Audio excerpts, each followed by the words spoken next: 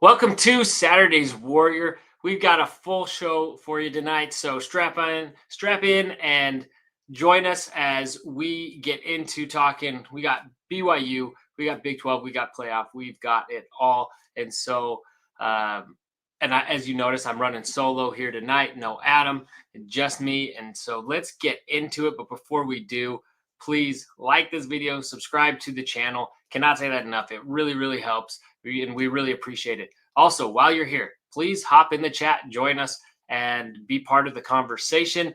And that's what we do this for, and that's what really keeps these shows going. So I think that is all of the business I got to get to. So let's move into the show now.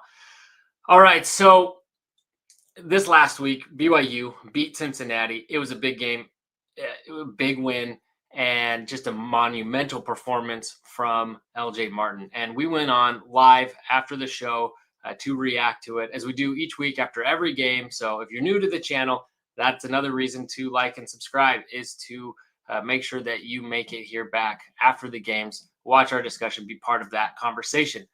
Having said that, we talked a lot about LJ Martin on Saturday, and what a performance. It was huge. He has really cemented himself as one of the top running backs in all of college football, certainly in the Big 12. And he's had over 200 yards. I think it was 222 rushing yards, 44 receiving on top of that, and has put himself over 1,000 yards for the year so far, averaging over 100 per game. I can't remember the exact number now. And just a huge performance. But what we didn't do is we didn't really talk enough about all the other performances and all the other great things we saw from BYU. One, LJ is not doing that without the offensive line doing their job. And so this offensive line has been great.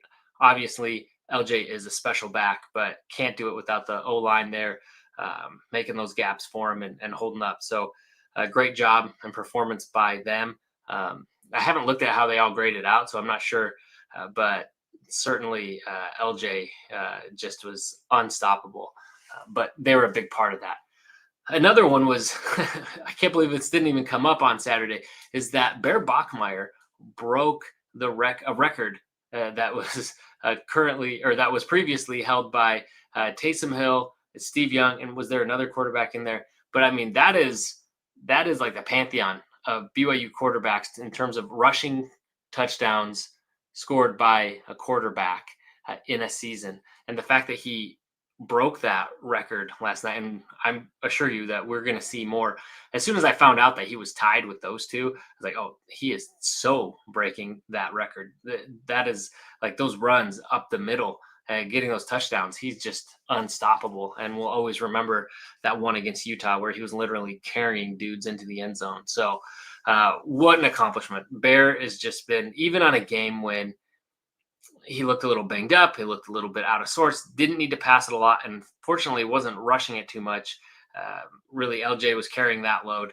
It's just great to see him break that record, and huge props to that guy and everything he's doing. Let's see, the Tanner Wall interception. What a catch. I mean, and maybe we don't talk about it enough now just because we get so used to Tanner Wall doing that time and again. But these are not like interceptions where, he's disguised and he's just, quarterback doesn't see him. I mean, maybe he didn't see him, but these are balls that he's going and getting. He reads the quarterback, he gets to where he needs to, and he goes to get those. And just another great interception from him, great night from him. And Sarah had a huge night. Let's see.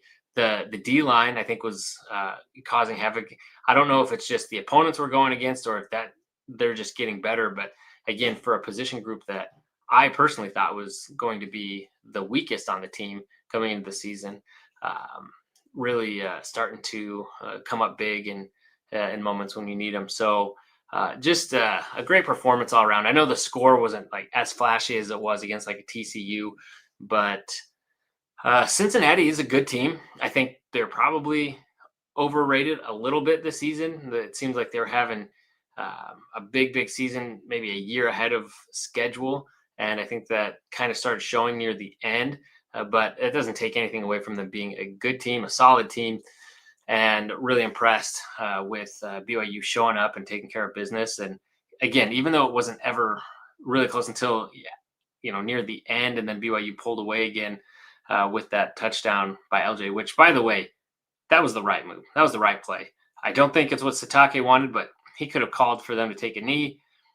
They didn't, and LJ did his thing, and I'm really glad he got that touchdown because, as we've said, and every BYU fan knows that that scoop and score was called back. They shouldn't have blown that whistle. We were kind of robbed of that touchdown. It definitely changed the momentum of that game, and so I was really glad that LJ got that other touchdown. But before that, like I don't obviously the score was close enough that technically it was within reach. I wasn't overly worried for most of that game. It really felt like BYU was in control and having its way. And a big part of that is obviously LJ. I mean, being able to control the clock, and Cincinnati, not because I was looking at it and I was like, man, their defense, how do they have so many more tackles than us? And I thought about it, I was like, oh, it's because our offense has these long sustained drives. We're on the field more. Their defense is having to play more reps than our defense. So you can't get more tackles if you're playing fewer reps. And so, but yeah, at first I saw that and thought it was alarming. And then after I thought about it for a half second, realized, oh, that's just because they're not getting nearly as many plays off. So let's see. Speaking of Cincinnati, we can't talk about the game without mentioning the chants coming up again. What I think is wild is that it was on Sunday, so yesterday, that I saw the Cincinnati Barstool account post an apology, and it didn't seem sarcastic or making light of the situation at all. It seemed like a sincere apology, and not that they owe us an apology because they're not, but they're calling out the behavior. And yet it took until Monday afternoon to have anything from the university. Have yet to see anything, as far as I know, in terms of fine coming down from the Big 12. But they set that precedent. It is wild. I heard it somewhere. This isn't my idea. I can't remember where I got it, but those fines should go to when something like that happens, should go to the opposing team, the team that it happened against. It should go to their NIL, in this case, BYU's NIL. So that, I think, would have fans take it seriously, because as it is right now, they don't feel the impact of that. But if they see themselves giving an advantage to the other team, to the opponent, then maybe they would think twice about it. But, some people call BYU fans soft or whatever for that. And, you can say those things about BYU. You say it about the religion, then you get into other territory, you get into bigotry and all that. And personally, I wouldn't say I'm offended. I'm just shocked that this is still happening, and really bewildered how it can keep happening, how it goes by with a seeming slap on the wrist, when that is such a double standard. If it had been, seems like basically any other religion out there. And so very bizarre to me. And I think if I were at the game, it would probably make me feel a lot more uncomfortable. Sitting here at home, removed from it. Again, different impact on me, just more confused that why this is even a thing. Like how these people, and people make the excuse that, oh, they're drunk college kids, but that herd mentality. I mean, what? I know that's a thing. I don't understand it. And I don't think that's a valid excuse. I know it's something that happens and people get wrapped up in. How does it even start? And who are these people that think it's okay to join in something like that? It's wild to me. It's crazy. And that people pointed out, what about all the BYU fans that are members? Cincinnati fans that are members, probably many in the game or there watching the game in the stadium. What about, or part of their community, or, that live around them, their neighbors, their friends probably, and they're chanting all these things. And then on top of it all, BYU had just raised all that food for the university's pantry, and, doing this service, trying to make inroads, and then to say things like that. So obviously saying those things about any religion shows ignorance and bigotry, but then really shows their ignorance when you stop and think about really what it is they're saying and what all happened, around the game, before the game. So anyway, for me, it's a frustrating thing. Keeps going on. I don't think it will stop unless they figure out a way to really make more of an example out of teams, out of fan bases. And I think one way is was it probably on Locked On Big 12. I think it was Drake Toll talking about they need to have flags for it on the field and stop it. When you hear that, throw a flag on the opposing team and a 15-yard penalty, and they'll probably shut people up. So it's wild to me. I can't believe it's still a thing. Can't believe we're even having to talk about this. So anyway, those are my thoughts, but I don't know. Be curious to hear what other people are thinking about that right now. And I know there's been a lot of conversation about it. I love. Let's see. I saw someone take one of these signs that was made taking a dig at the church and BYU, which there's a lot of them from Cincy fans. It's just wild to me. I would never think to do that about someone else's religion, no matter how I felt about it personally, for the sign. But I love the cross out there. I'd rather have 10 wins than 7 wins. So kind of, they can talk all the trash they want. They can make all the chants they want. But at the end of the day, BYU came away with the win, and Cincinnati is going to be sitting outside of the conference championship game, outside of the playoff, outside of the top 25, and in some other bowl game. So it is what it is. So a few other things, though, about the game that I wanted to point out. This is back to LJ, but here Joe Wheat points out Oregon has a rushing success rate of 54.4%. That's leading the nation. When BYU handed the football off to LJ Martin in the second half, their success rate was 84.2%. So it goes to show, put some context into what LJ was doing. Just what a beatdown. I just thought that was an amazing stat. Just really wearing Cincy down, and he could just have anything. Even though he was hurting, he was still plowing through him. That was amazing. Then we've got BYU game notes. Says BYU with another red zone stop, giving the Bearcats their 3rd and 4th of the season tonight. So Bearcats do not get stopped in the red zone, but BYU did it to the Bearcats twice. Now, those may have been missed field goals. Nonetheless, since he did miss them, you got to show up. You got to make those field goals, and it's just pretty impressive for what the defense was doing on Saturday. And then I just want to point out, the most unexpected BYU fan this year. I don't even know if he's the most unexpected. I think you've got Conor McGregor was a pretty wild one, but Dave Portnoy, and he's just been a champion, not just for BYU, but for the Big 12 and the playoff, the way it's shaken out, and just love him coming to bat for the Cougars and doing it at Cincy. Now, I know obviously he's a Michigan fan and likes trolling the whole state of Ohio. And as someone who used to live in Michigan, I can fully embrace that, and I fully understand that. Go ahead and troll him. But it was more than that. He really is a big proponent of Big 12 and BYU. So pretty cool stuff. All right, so that's it on the game. Let's move. Well, just moving on to kind of the bigger picture of what it all means. First off, Robbie McCombs says, probably an unpopular opinion, but I like the game, talking about the Holy War, this year not being on the last week. Whoever won would be shot emotionally going into the conference championship game. The midseason spot is growing on me. And that was in response to Jerem Jordan. And then previous to this season, I was with Jerem Jordan on this too. It's like the game belongs in the last game of the season. Why are they putting it in the middle? It's so weird. But the thing is, if BYU and Utah end up being your two best teams and one of them takes a loss in that last game of the season, that really kills the momentum, even if they've both locked up a spot in the conference championship game, let's say. That really kills momentum for one of them, whereas both have had time to recover from that game. And we see them, they're both neck and neck in the rankings. And so that's really a best case scenario. And think about a time when if you were to have these teams play each other again. One, playing that game 2 weeks in a row, probably too much for me. But also to think of, you've played each other mid-season, some more things have happened, and then you go and you regroup and play again in the conference championship game would be wild. But also, yeah, I can't imagine BYU having that game leading into the conference championship game. So I hate to say this. Actually, I don't hate to say it. Like, I think the Big 12 has a plan. I wish they did a few more protected rivalries. Like, I hate to see certain ones end that have been played for a very long time.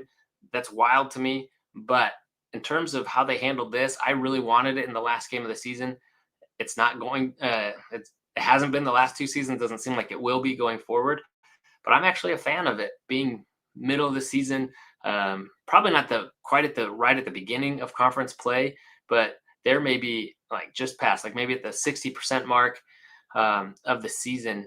I think is a really nice sweet spot, allowing both teams to kind of be in their stride, but then also giving them time to the losing team to bounce back a little bit and build momentum again. I think is really good because I think BYU and Utah are well positioned as much as you can be in the Big 12 to have continued success over multiple years. Now, BYU, I think more so, especially now. I think Utah is trending down, but anyway, so that's my thought. Be interested to hear your guys' takes on when you'd like to see the conference champion, or sorry, the Holy War played, because I've actually changed my tune on this. So I don't know. I'm a proponent. I say keep it where it's at. I think it's great and keeps a lot of momentum, a lot of conversation there middle of the season. Think about it. Texas and OU did it for a long time, or they've done it for a long time, continue to do it. They're the Red River rivalry. So, yeah, anyway, I'm with you, Robbie McCombs. Okay. Speaking of which, a rematch. So technically, it is possible this year. You need some things to happen. Seems like a lot of them are pretty likely, and we'll get into talking about some of that and obviously making our picks too tonight a little bit later. But it seems like most of these are likely. BYU obviously beating UCF, they'd have to do that, and obviously Utah would have to win. On top of that, ASU beating Arizona, which it seems likely, although I think that'll be I wouldn't know likely. It's probably edge in Arizona State's favor, especially being at home. But I think that's going to be a great game. It seems like an evenly matched game now. And then here's the long shot, though. You also need West Virginia to beat Texas Tech. And it does not seem like that is going to happen. I would be shocked. And if it did, we would get a BYU-Utah rematch in the Big 12 Conference Championship game. I don't know if I could handle that, but it would be wild to play. We've played it one time in a bowl game. Be crazy to play it in a conference championship game a second time in a season. Just completely crazy. So would be wild. I don't think it's likely to happen. Okay, so now let's talk about the playoffs, because it does seem like at this point BYU and Texas Tech seems very, very likely in terms of the Big 12 Conference Championship. But what about the playoffs? And this is where a lot of people, me included, and I've talked a lot about this, have issues. Obviously, it feels like BYU is being pushed aside. They're not they haven't been given the same consideration that some of these other teams there in the top 10 have, despite having better strength of record and in many ways better resume and playing more bowl eligible teams and having fewer losses and their loss against a better ranked team than some of these other teams, and to still be ranked behind them. Not only are they ranked behind them, but what really irked me, and we've talked about this since last week, is the comments coming out after the rankings last week from the committee saying, talking about, well, we're trying to decide between these teams and these teams in like kind of the back half of the top 10 of what order they should be ranked in. But BYU wasn't even mentioned with those teams. So they're not even in the same breath. They are considered on a different tier. So not only is that they're ranked behind them, it's that they're not even consideration to be ranked amongst them. There wasn't even a chance for BYU to be ranked with them. It is crazy. It is completely asinine, and it shows you how broken this system is and this committee is.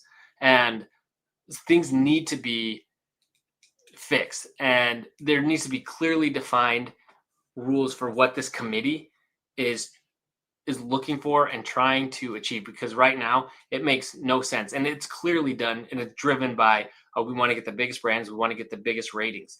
And it doesn't help that your Big 12 rep in there not only despises BYU, but also doesn't like the Big 12 and is simping for the Big 10, wants to get a spot, wants to play nice, wants to look good so that they can try and get a spot into the Big 10, which in all likelihood isn't coming. And so I don't know what's going on in those committee meetings. Obviously, most of us do not and probably never will.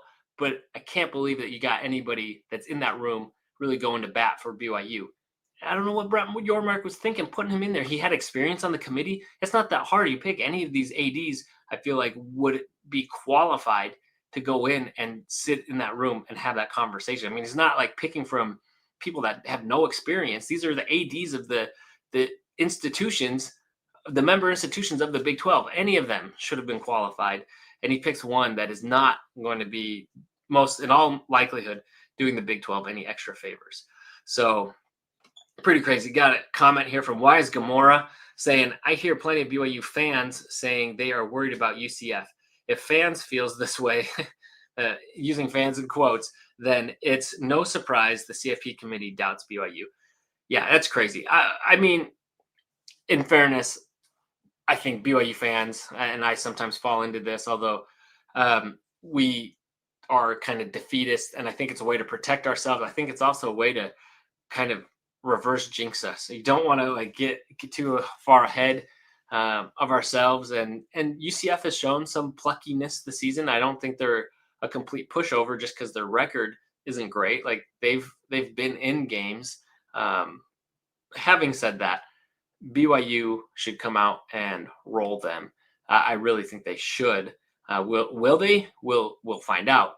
Obviously, anything could happen, but BYU should come out firing on all cylinders. And if they don't, I mean, credit to UCF, but also shame on this team with everything on the line, everything to play for. And if they can't come out and just really make an example of UCF and come out and make a statement to the committee, then you do start to wonder. It's like, well, maybe BYU doesn't belong there, because they got to come out ready to play, and they've got to come out big and really have a big game. You can't do what they did against Houston last year. I know they were disappointed. I know the conference championship race was already determined earlier that night, and so they couldn't they already knew their fate. But to come out and they looked pretty flat against a not good Houston team last year, they can't do that again. And UCF they've got 5 wins, so they're playing for bowl eligibility here. So they're not just playing spoiler. They've got stakes on the line too, more than just pride, more than just wanting to come in and be the team that spoils it for another team. They are playing for their bowl future, and I expect them to put up a good fight. I just think that BYU is too good and too locked in right now to let that happen. So yeah, I haven't really seen as much of that negativity, Wise Gamora, but hopefully BYU fans can feel confident going into this week, and hopefully the team backs that up. So anyway, so I just think that this committee, there needs to be really clear guidelines, because that is one point of conversation is, are you trying to pick the best teams in college football, or are you trying to pick the most deserving teams? And really, there should be a lot of overlap there, but how do you define that? It should be really clear. That needs to be clearly defined on what this committee's objective is and what factors they're using to determine that. And right now it feels like it's all over the place, and there's too much subjectivity between, depending on who you ask. And obviously everyone's coming at it from a biased opinion. Me too. Obviously I'm coming at it from a BYU Big 12 perspective, but I don't just want a committee coming in and telling us who they think are the best teams, because if we had that all the time, if people knew, then why are we playing the games? Because even if you're right, even if this team on paper is a better team, even if this team by any metric is a better team, at the end of the day, you play the games. And if Alabama loses to a team that might not become bowl eligible, that should mean something. Even if it's the first game of the season, It should mean something. Otherwise, why are we playing it if it doesn't mean anything? Well, they're a different team than, yeah, but it still counts. It still goes towards who they were as a team, what they did this season. Do I think Alabama is probably a better team than Florida State? Yeah, probably. But they lost. That's why you play the game. BYU's wins have been too close. That's why we play the game. They won and they keep winning. Their record over the last 2 seasons speaks for itself. That's not an accident. BYU didn't accidentally end up winning that many games. Winning in college football is hard. And BYU continues to do it in a lot of different ways. So it's crazy. Obviously, if you're in this channel and you're watching this show, you're probably a BYU fan. Then you probably understand it. I'm preaching to the choir here, but I want to go through a few things, a few tweets here. This one was from Royal Cougar. It says, critics of BYU will say BYU's top 12 victory isn't convincing enough. Those same critics said BYU was a 2.5 point favorite and can't have it both ways. So, you're saying BYU, this game should be pretty close. Or what about all the games that BYU was the underdog? That Vegas was saying, no, we don't have confidence in BYU. We think they're the underdog. And then BYU comes out and wins, but then doesn't get credit for that. It's like, you're winning when you're not supposed to, according to the experts, right? That's what the experts are saying. BYU's not supposed to win, and then they continue to win. And then you have the game, BYU's supposed to scrape by, but then wins by 12 points. That should mean something. That's crazy. And the same logic goes to these other teams. This just goes to show the committee in general, but it says, this guy here, Jay Krug, whatever his name is, says, so the Miami loss matters for Notre Dame, but the win doesn't mean enough for Miami. Like, such a double standard here. It's so crazy. It's so wild how I've never seen a team get more leverage out of 2 losses than Notre Dame has this year. So wild. I also want to show this. I mean, this is crazy. So Bachmeyer for Heisman says, the feared SEC, reminder that they started in the top 10 preseason poll, talking about LSU. So again, going back to what the experts say, here LSU is scraping by Western Kentucky, winning by 3 in a game that they really got to have. And, they're just scraping by. They fired their coach this year. It's like, good thing we didn't listen to the committee. Good thing we played the games and they told us something. The same with this. This is more, not that I care about Pitt so much, although I would have, liked this game maybe to go differently, because that's just going to validate Notre Dame's case. But look at what the experts are saying. The experts all picked Georgia Tech. The committee had them ranked 16, telling us they had a lot of confidence in Pitt. The bettors had Georgia Tech winning this game. They got shellacked by Pitt. So it's why we play the games. It's crazy. There's just so for me, it's not, the committee's job isn't to find the best teams and tell us who they think the best teams are, because they're biased. Everyone has their own biases that they're bringing into this. But 2, we could just be wrong, like flat out wrong. Like, how much analysis are all these experts really doing to look at the X's and O's and the schemes and the matchup and how this will work? Most of these guys aren't, and they don't know. And what does the data say? Sometimes the data is spot on, and sometimes the data will suggest one thing, and that's wrong too. All right. So Wise Gamora hopping back in. I appreciate it. Love your comments every time. Says, last year, the SEC demanded strength of schedule be included in the evaluation, which was a great thing, I think. Now that it doesn't help many of their favorite teams, they are conveniently downplaying it for BYU. It does feel like that. It seemed pretty good. The first week seemed promising when the first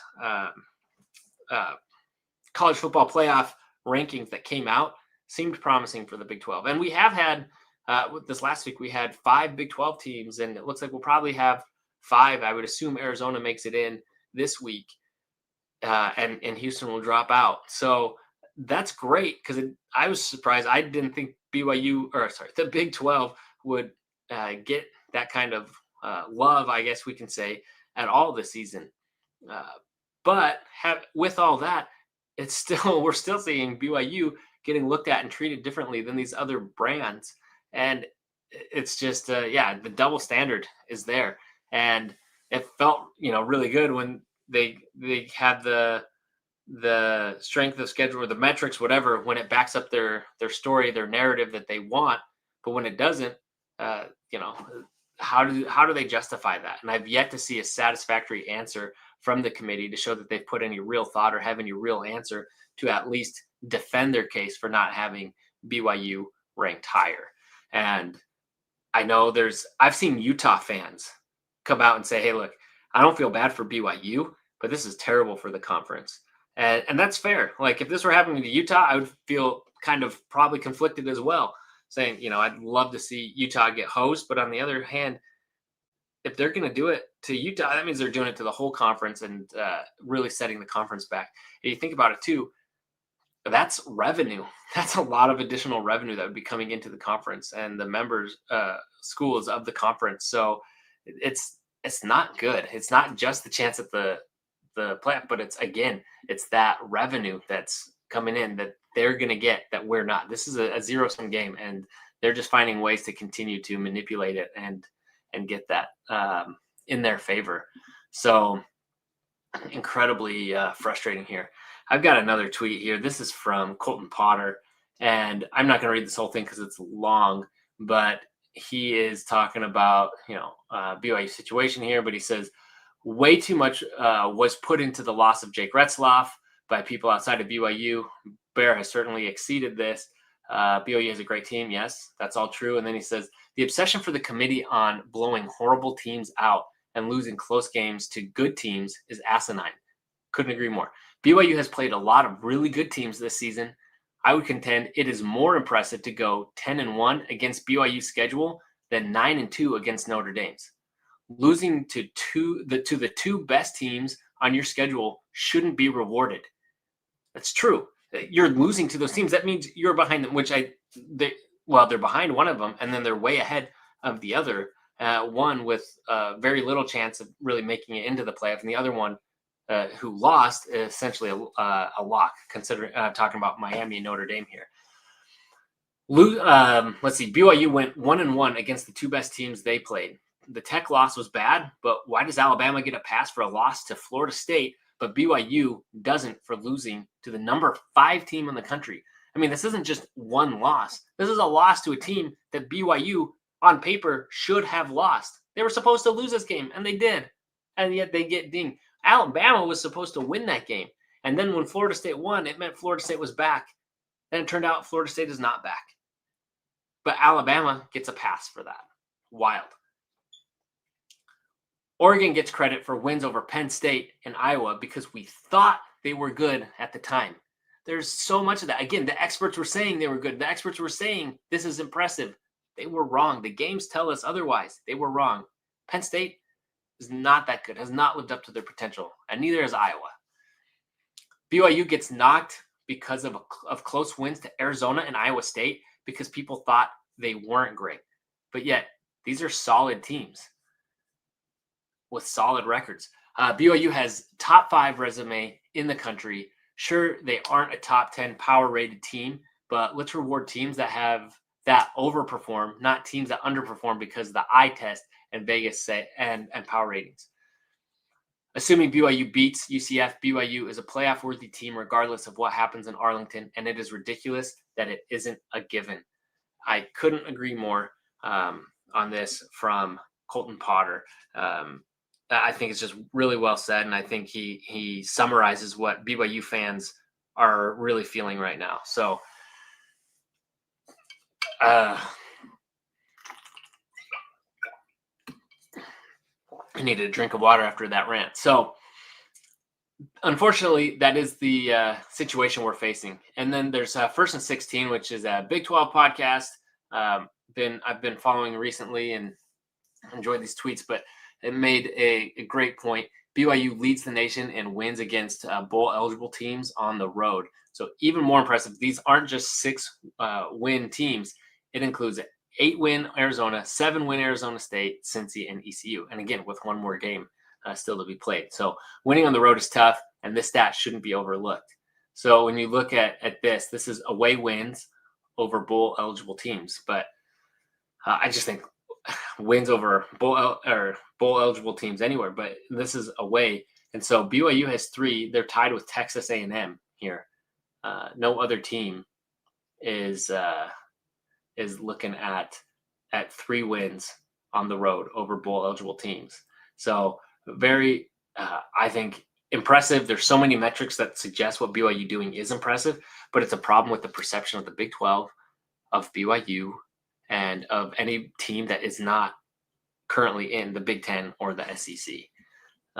So great stuff here from these guys. So, all right, I want to, we're going to move on, but before we do, I forgot, I do want to point out this was a huge weekend for BYU, not just with football, basketball. They played on Friday. Now, we thought football was bad being played on a million different networks and needing a lot of different streaming services to watch them all. Basketball is even worse. And with Peacock, I already got HBO and then found out I had to get to watch the Villanova game. And found out I had to upgrade from like the $10 plan to the $18 plan to watch that. So I did that. We've been watching a lot of HBO movies and series and things at my house to try to get our value out of that for this month. I wasn't going to get Peacock for that game, and that I had conflicts with during that time. Anyway, so I didn't watch it live, but I've watched some of the highlights. I've listened to a lot of the analysis, read about it, and by all accounts, that team, the basketball team, is just really clicking. It was great to see them finally hitting shots, and the assist rate went up, but of course, assists are going to go up when people actually hit the shots, and so sounds like they were really moving the ball well, hitting from outside, and then just AJ really having his way. Even when he went out with foul trouble, the team really rallied together and continued to build on that score. So to do that to Wisconsin, who by all accounts is a good team, is a very impressive win for them. On top of it, BYU coming in second at nationals for women's cross country, led by the freshman phenom, Jen Holgren. I might be butchering that, and I really should know her name because from everything I've heard in terms of the impact on the sport, she is a bigger name. She's bigger impact. She's a bigger deal than what AJ DeBonsa would be in basketball. So, it was a kind of bummer to see her come up short, but losing to the now 2-time national champ and bringing BYU into number 2 there is very impressive. Nonetheless, women's soccer, they made it through the first 2 rounds of the tournament, both times going to penalties, and just what a amazing story from that goalkeeper Peterson, and just lockdown. She was just nails. I watched the shootout, and with her just blocking the first 2 PKs there, just stellar performance. Now, didn't go so well for them tonight. They got shellacked, blown out by Stanford in the Sweet 16. Bummer way to see the season end, but what an impressive season, and good for them for making it to the Sweet 16 and winning the Big 12 Conference Championship. That was great. And as well as women's basketball won last weekend. Volleyball, they had a sweep over Arizona, who they'd lost to previously in the season. So just great things going around BYU. Oh, men's soccer as well. They're doing excellent. So just great performances all around for BYU athletics. So love to see that. And I wanted to give them all credit before we moved on here to the rest of our conversation on the Big 12 and making our talking power rankings and making our picks here. But Wise Gilmore says Bear Bachmeyer won his 6th Bear Bachmeyer Freshman of the Week award. LJ, Best Offensive Player of the Week. Yeah, I saw those awards. I didn't realize it was Bear's 6th. I mean, at this point, I just assumed he's winning it every week, except for I think that week when he won the Best Offensive Player. Yeah, great point there. Even more accolades coming the way of BYU. So very, very impressive for them all around. And actually, there's a tweet here from Sporty McSports says, just pointing out how all these teams are, and just let's see, BYU football ranked number 11, basketball number 9, Soccer Big 12 champs Sweet 16. Volleyball ranked 25. I think they're 24 now. BYU women's cross country number 2, men's number 8, and just a great way to summarize all the accolades there. And so, good. Let's see here. So let's shift over. Let's start talking. Talking about the Big 12 picture in the playoff, but let's start talking about Big 12 overall and get to power rankings. So let's see here. Let me just get this pulled up, and I've got my my power rankings here. And since Adam isn't here, we're just gonna do mine for tonight. I love it that way. I'm just right. No debate here. So actually, not a lot of change from last week. If you were expecting it, I don't know what to tell you. At this point, it's pretty well locked in. You got those bottom teams. I do think Kansas is kind of more in that next level above those bottom 3. It was the top that really had the most movement. Obviously, Texas Tech, BYU, Utah, those have been locked in. Houston and Cincy dropped for me. ASU ended up kind of staying pat, and I had Arizona leapfrogging Arizona State. And I think overall, they've looked just a little bit more impressive, had a better record. They don't have a loss to a really bad Mississippi State team, which even though it was at the beginning of the season, still counts. Don't tell Alabama that. So got Arizona ahead of ASU, but either way, they're neck and neck, and I think that's where I expect them to be in the playoff, in the college football playoff rankings. And I think that should be a good game. I'm excited for that one this weekend. And then Houston and Cincy. I think they are both very good teams. I think both of them kind of overachieving a little bit this year, maybe a little bit ahead of schedule. Very solid. Should be very scary in the upcoming years. But I've got them right there in that next bit. Kansas State, they've put up a good fight against good teams. We saw against Utah. I was watching a lot of that game, but it was just on mute and on my phone while I was doing other things. So I didn't notice all the bad calls. There's a lot of conspiracy theories and stuff. I'm not going to weigh in on that because I didn't notice anything. But I can say this team has started to figure some things out. Unfortunately, it took most of the season, and then they had some bad losses along the way, but they hung with, obviously, Utah. You could argue that they should have won that game. At Texas Tech, they had a great game plan against Texas Tech until they just finally couldn't roll with them anymore. And so I really think they have been really good at the back end of this schedule, which is crazy to think that they might not make it to a bowl game now, which is also crazy. How many teams we have that are going to be like 5 wins and might just miss out on a bowl game, which is lousy. Again, it's more revenue for the conference, but also just the perception. So let's see here if I could make it into let's see here. I want to pull this up and look at every team because we've got several of them that are going to be, and Kansas is playing Utah, so they're probably not going to get that 6th win. They really could have used that. Baylor, if they can pull one off against Houston, they can make it bowl eligible. Kansas State needs to beat Colorado, which they should. Will be bowl eligible. But I mean, we're looking at UCF. I don't expect them to beat BYU. I guess that could be the silver lining for BYU is if, hey, at least the Big 12 gets one more team to the conference or to a bowl game if they were to lose. But I don't expect that to happen. So bummer for UCF, who's fought hard, I think, in this first season under Scott Frost's second stint with the team. There, I got that out. So, got a lot of teams that are close that just no cigar, I think, for them at the end of the day. But also a lot of very quality teams, a lot of 7 and 8 win, 9 win teams here in the conference. So, this is more or less what I see. Let me know what you think, how you think these teams should be. Again, by tiers, I think this is pretty close. So looking at Iowa State and TCU, I think they're both pretty good. I think they're closer to these teams up above them than they are the teams below them. Both had some skid and some unfortunate losses.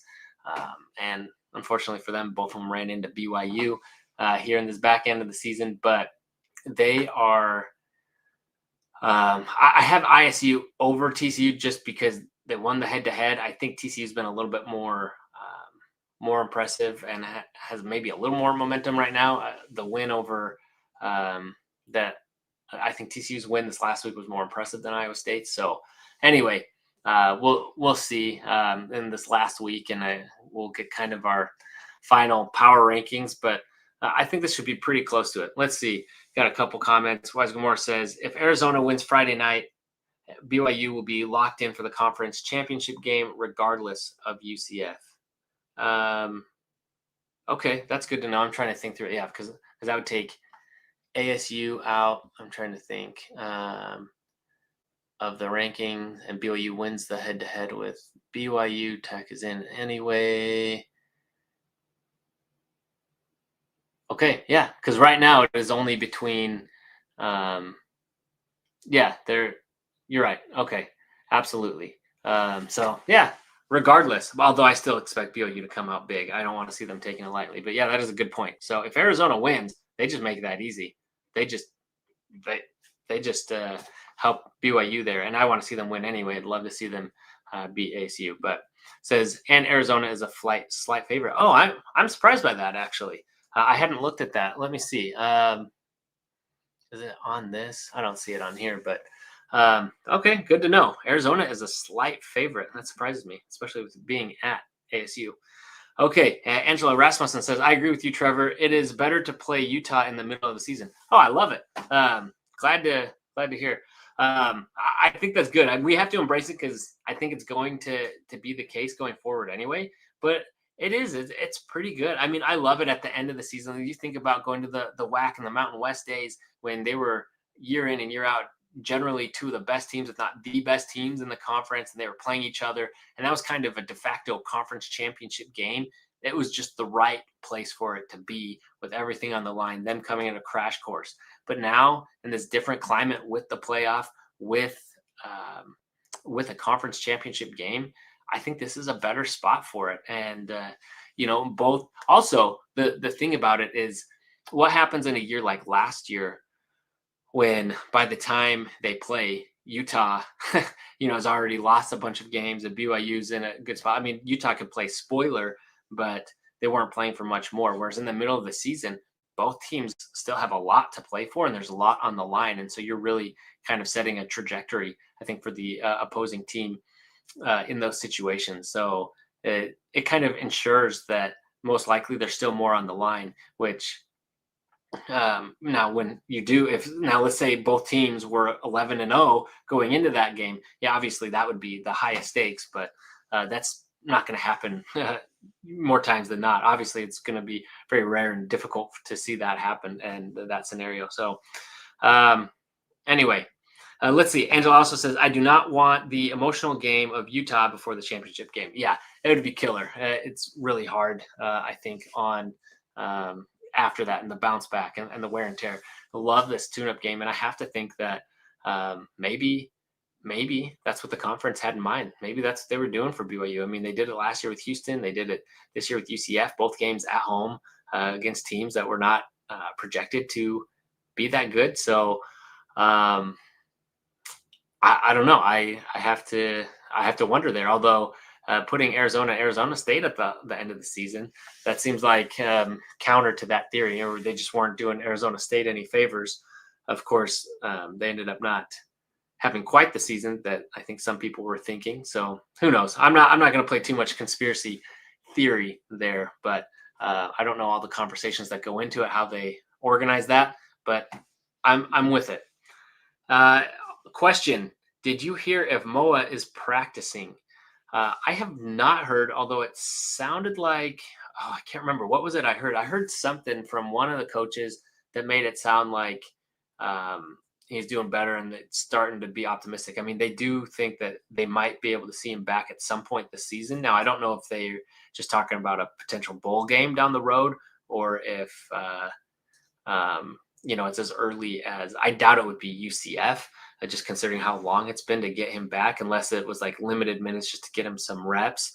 But I don't think they'll play him unless he's, really completely ready to go. Maybe they'll have him for Texas Tech. That would be huge. Which is what you just said. It would be nice to have him against Texas Tech.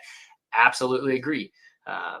be very nice not to put all that on LJ, especially with him hurting. Although if he could somehow have a performance like he did last night, obviously he's not going to run for 200 yards, I think, against Texas Tech. That is a big ask. But if he can put that kind of pressure on Texas Tech and not get completely bottled up, like the last time when they really slowed our run game down, they slowed everything down, really. Yeah, it would be a huge, huge advantage because I really like Moa. He's not as good as LJ. That's clear, but he is a very serviceable backup to him. So I really like his game and what he brings. So I haven't heard. Sorry, I wish I had that answer for you. And I too am wondering. I will look into that and try and find out what's happening there. All right, so those are power rankings. Let's get to picks, and then as we do that, we'll talk a little bit about the Big 12 and these games coming up here, and kind of what we expect to happen, what's going on in the conference this weekend. So first off, we got Friday at noon, which I love. I love Thanksgiving week. I love all the football.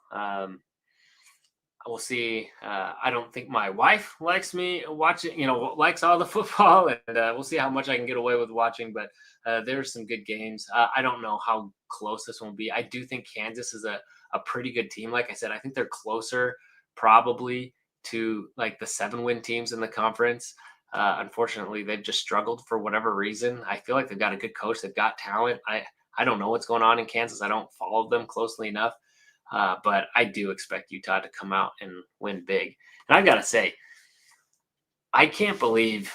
I mean, I'm not surprised that Utah won a shootout with Kansas State, because I just would say if it gets to a shootout, I would put my money on Utah. But the way things were looking there, I can't believe they pulled that out. And it goes to show you never. I mean, Kyle Whittingham threw his headphones on. It looked like he'd quit. The team clearly did not.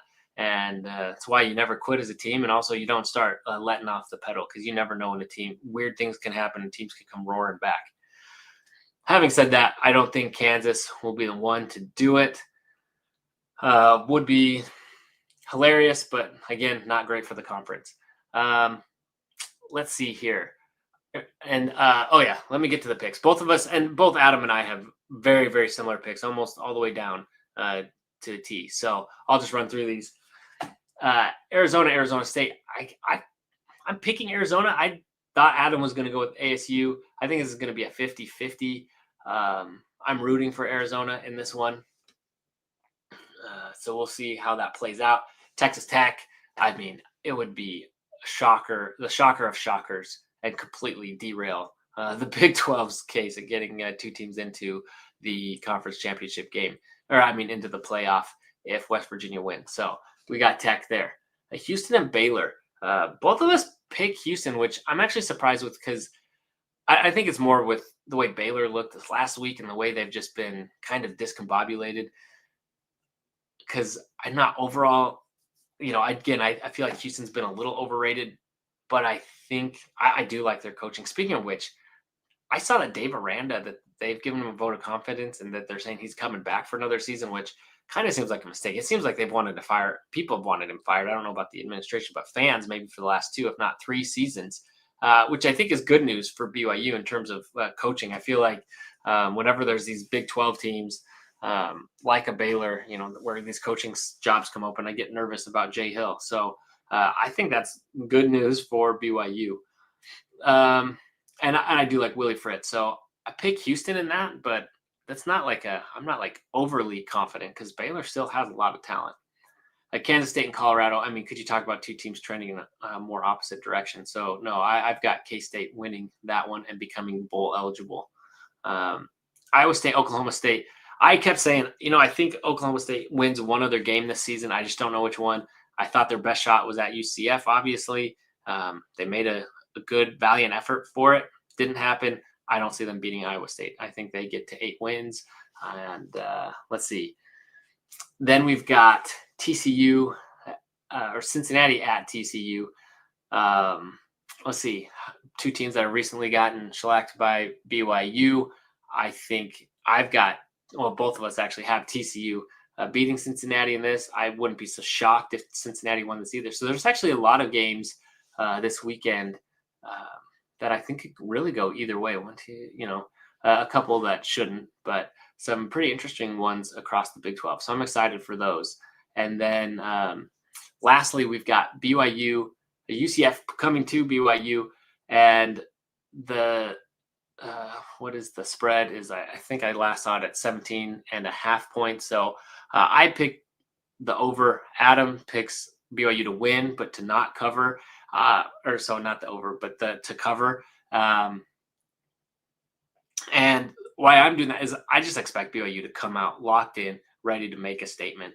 And maybe this is just more wishful thinking, but they can't come out flat. I know UCF's going to come out guns a-blazing, doing everything they can to get into a bowl game. Now, if ASU loses and BYU has a little bit less to play for, maybe, but I can't see that because they know everything is on the line. There's no room for error to get into the playoff. So I see them coming out locked in and taking care of business. So that's our one difference. Adam says they win but don't cover. I say they cover and win that game. But also weird time, 1:00 on ESPN2. Interesting start time. That's great. That means you can kind of catch most of the first half of these other games going on that kick off at noon, including the Michigan-Ohio State game. Then you can switch over to BYU for a while and catch that game, and then switch over to the next games that start off at 3:30. Once that game wraps up. But of course, you can join us here for our instant reactions after that game. Let's see here. I've missed the chat. There have been some things going on. Let's get to that here. Wise Gamora says BYU is going to redeem themselves in the conference championship game and scare the entire playoff field who has to face them.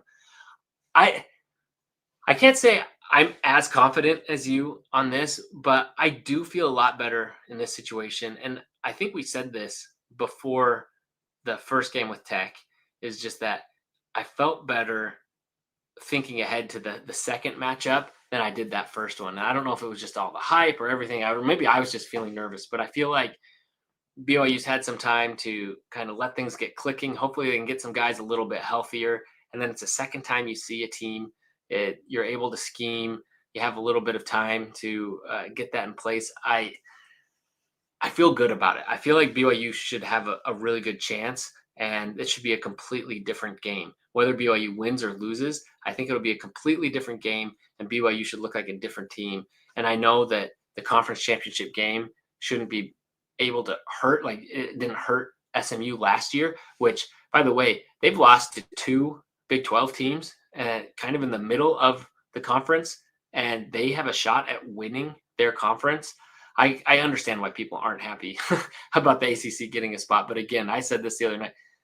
If they were to take a spot from the ACC, that could happen to the Big 12. And so I don't want to see that happen, even though it does likely mean that BYU could get bumped while they sit at 11 and have a very difficult time getting into that top 10.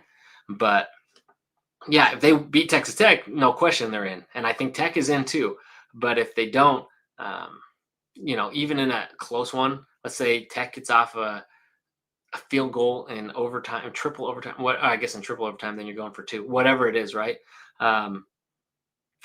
I still think, I don't know. I just don't have faith in the committee. It's not that I don't have faith in BYU. It's that I don't have faith in the committee to do the right thing and to pull their heads out of their butts. Angela responds to that saying, I love it. I believe we could do it with a full and healthy team. We are protecting Bear to win, to get to the conference championship game, which is good. Keep him healthy, and we got to have him. He's got to be playing well at the game. They go for it. Absolutely.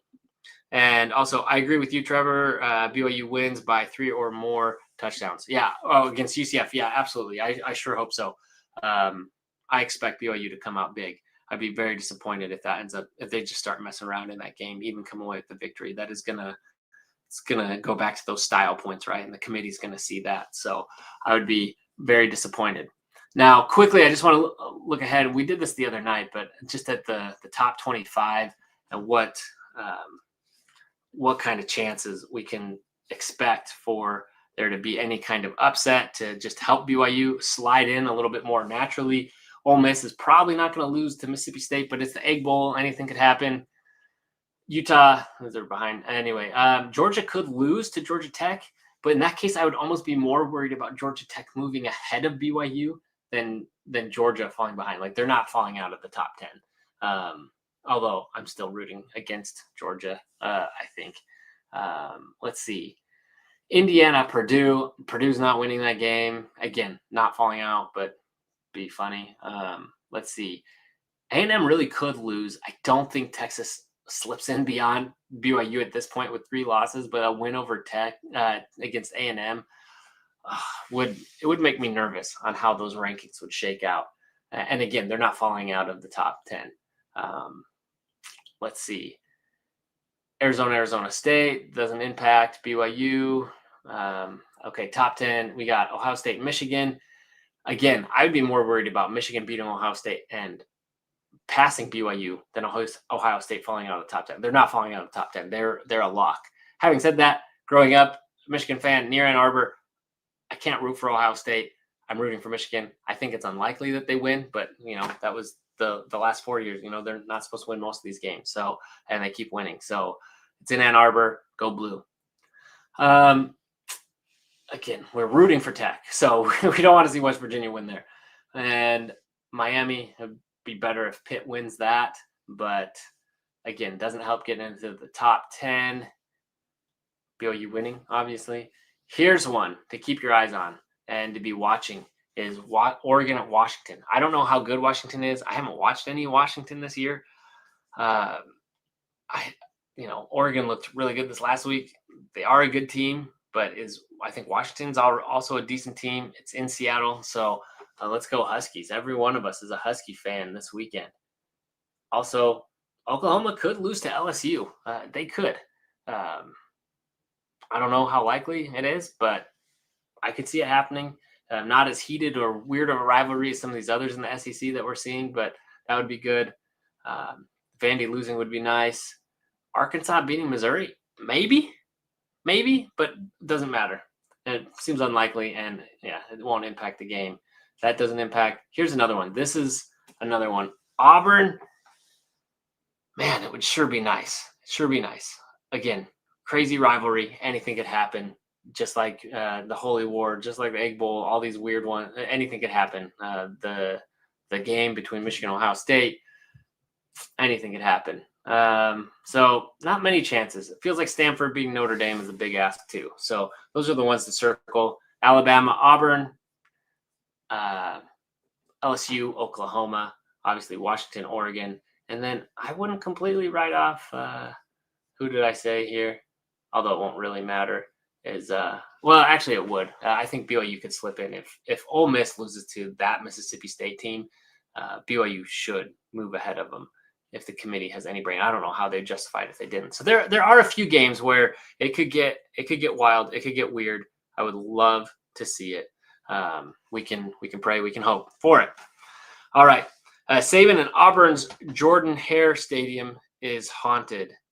Oh, Saban said Auburn's Jordan-Hare Stadium is haunted. Auburn could win. It really could. That's what you love about these rivalry games, and that is the argument for having these at the end of the season, the last game. It just feels like that rivalry week, weird things happen, and it's a lot of fun. And, these teams want to play spoiler as much as we want to see that happen. So, it could happen. We've seen Saban get bit there before. It would be great. So don't completely lose hope. BYU just needs to take care of business. And obviously they win out. They just keep winning. They'll be in, but some things could go our way to kind of lock that up and give us a little insurance in case the conference championship game does not go as we would like. So, all right. Well, thanks everyone for joining me tonight, hanging with me. I actually thought this was going to be a short night, and I guess I had a lot of things to get off my chest. So appreciate you sticking with me, talking all things BYU, Big 12, looking at this playoff picture. It is a mess, but not all hope is lost. Working on getting a UCF collab for later this week. So not collab, meaning collaboration. Want to be clear on that. and a preview for the upcoming week. It didn't work out last week. Tried to get some things together for Cincy. Didn't happen, but UCF, we should have something for you this week. And then, of course, after the game, Saturday evening, bring your turkey, join us in the chat, and we'll talk BYU and the playoff picture at that point. So, all right, appreciate you joining me. Please like, subscribe. Go Cougs.